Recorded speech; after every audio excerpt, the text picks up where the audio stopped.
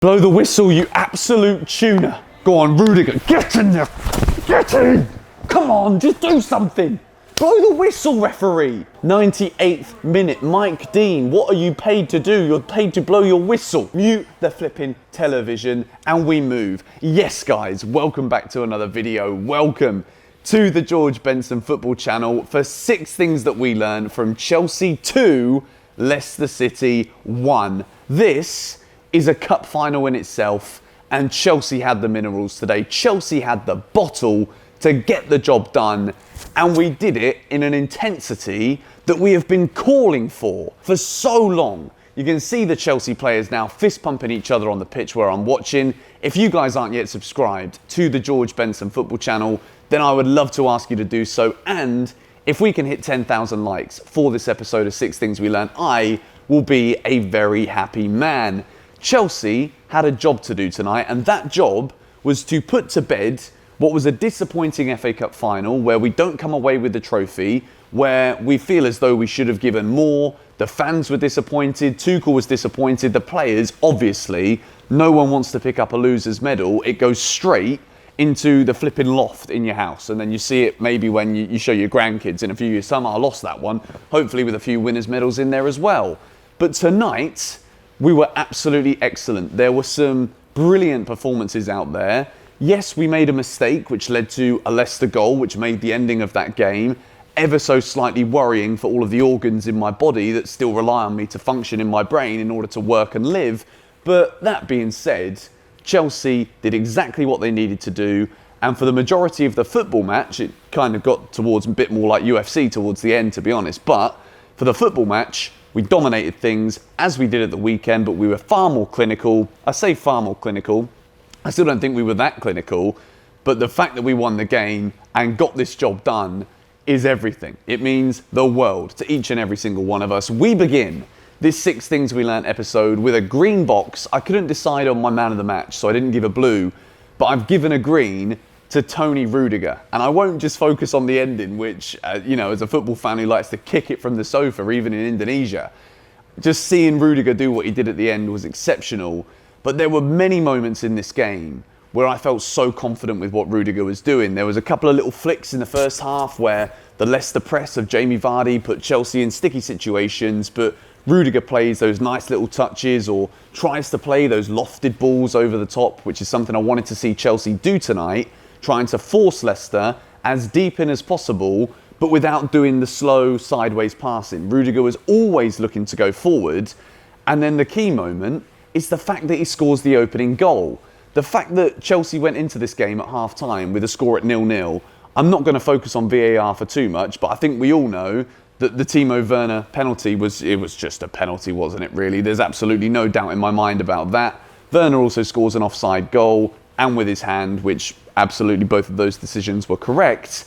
But when it was 0-0 at half-time, I was seriously worried that it might have just been one of those days where Chelsea, again, not clinical enough in front of goal, things don't go our way that we probably think should.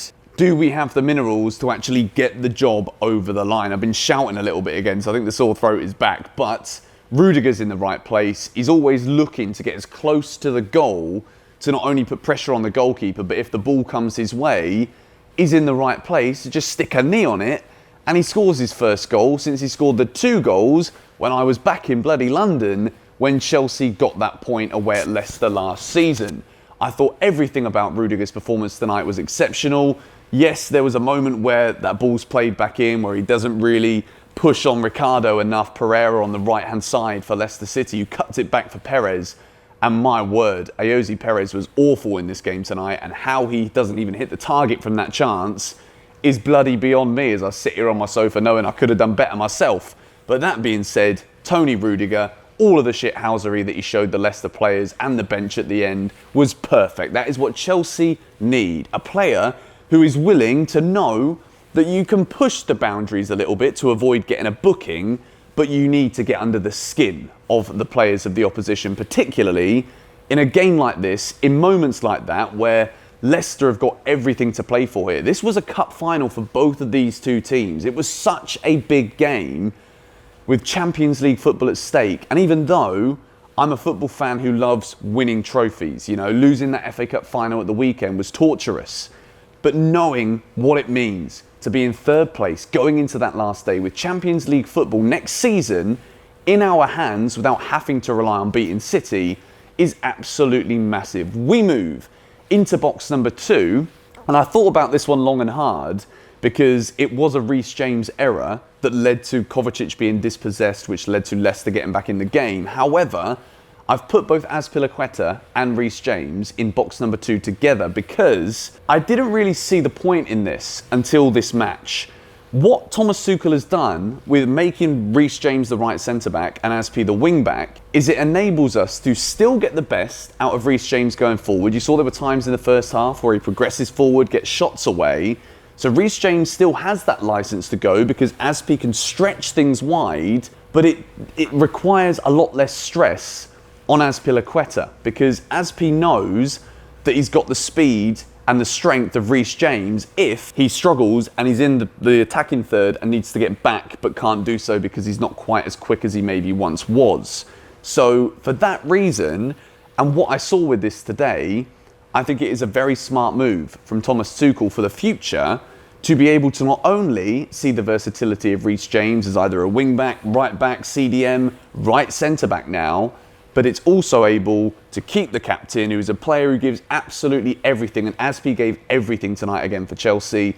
It's a way to actually get the best and utilise, or avoid, should I say, some of the weaknesses within their games. So even though Reece James made the error, I think the principle of all of that was absolutely brilliant. We move into box number 3, and I've given it to Mason Mount, who I think this evening, even though Azpi was the captain, Jorginho gets the armband when he goes off. Everything that Mason Mount did tonight, he was getting fouled left, right and centre, stamped on by Wilfred Ndidi. Fouls coming in, he was down for a little while with a dead leg, putting absolutely everything on the line in a match that meant everything to Chelsea Football Club. And the fact that he has just been named the Player of the Year for Chelsea makes this even more beautiful, because I've been one to say since he broke into the team, I remember being at Carrow Road when he scored that goal against Norwich. I remember when he scored that goal against Leicester, but we didn't win the game, so it wasn't so memorable. I remember thinking to myself, you know what? This guy isn't just a guy who's got a bit lucky because Lampard had him at Derby and he started the first few games and he's made a good start to the season. This guy, Chelsea means everything to him. And you could see it in a match like tonight where he gives 110%, puts everything out there. He also came very close to scoring, forced Kasper Schmeichel into an amazing save after he brings the ball down, gets it out of his feet. And again, he'll be glad to see the back of Kasper Schmeichel because he could have had 2 goals against him in the past couple of days. I thought Mason Mount was absolutely brilliant. We move into box number 4, and it's for the man we've not seen for a while, but he came on and was excellent, Mateo Kovacic. Now, even though it was Kovacic who got dispossessed for the Leicester City goal, when N'Golo Kante goes off the pitch, you're always sat there with your head in your hands thinking, oh dear me, you know, the best midfielder in the world, many would say, has gone off the bloody pitch. That's triggered a few people, but I don't care. I absolutely adore N'Golo Kante.